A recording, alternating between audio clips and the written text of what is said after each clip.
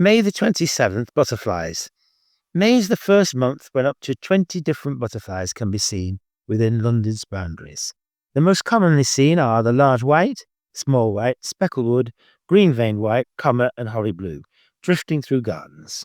Among the larger vanessids, the red admiral, peacock and possibly a painted lady are recorded throughout the month in most of London. A walk in the countryside on a warm day usually includes the sight of a brimstone. The orange tip is also very much a butterfly of May.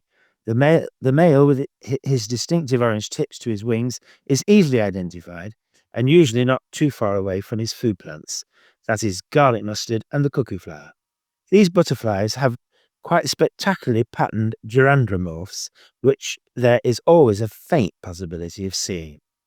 New butterflies to emerge include the grizzled skipper, the dingy skipper, and our only green butterfly, the green hairstreak. The grizzled skipper is a small, easily overlooked, and reasonably rare butterfly.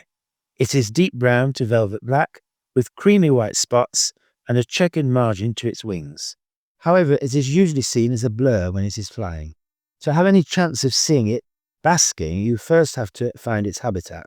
This is the edges of scrub on downland, usually with bare patches, both sheltered and sunny.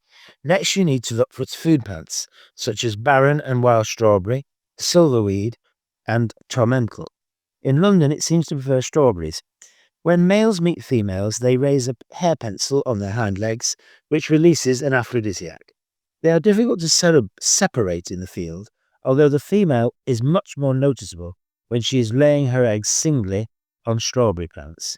Oakenwood, Oxted Down, and Hutchinson's Bank are all good places to look for them on warm days in late May. The dingy skipper can easily be confused with a day-flying moth. It prefers warm, well-grazed, south-facing downland slopes. Here, its food plants, kidney vetch and bird's-foot trefoil, may give clues to its presence. It has a habit of flying fast and also close to the ground. When it lands, it spreads its wings and almost hugs the ground as it basks in sunlight. Mid-May is a good time to look for it. When it first emerges, its dingy brown wings are slightly more shiny. Later they lose this sheen and deserve their dingy epithet. In the late afternoon, males and females tend to roost on grass stems with their heads pointing vertically to the sky. Their habit is fast disappearing, and consequently so is the butterfly. Down bank is still a place where they can be seen. The green hairstreak is only green on the underside of its wings. This is true of both the male and the female. It is not easy to see this butterfly, as it's not on the wing for long. Between mid-May and mid-June is the best time to look for it, and perhaps a little later if it's been a cold spring. It prefers warm heathland and downland slopes, where its food plants, gorse and broom, are both common. Even in these situations, there will still only be small, discrete populations of perhaps as little as 5 to 10 males flying. They regularly perch on the same bush and chase any passing male or female. After some vigorous spiraling and even some somersaults, the male then returns to exactly the same perch. Here, he will then move around slightly to get in the best position to bask in the sun. If he is chasing females rather than males, the chase will be longer.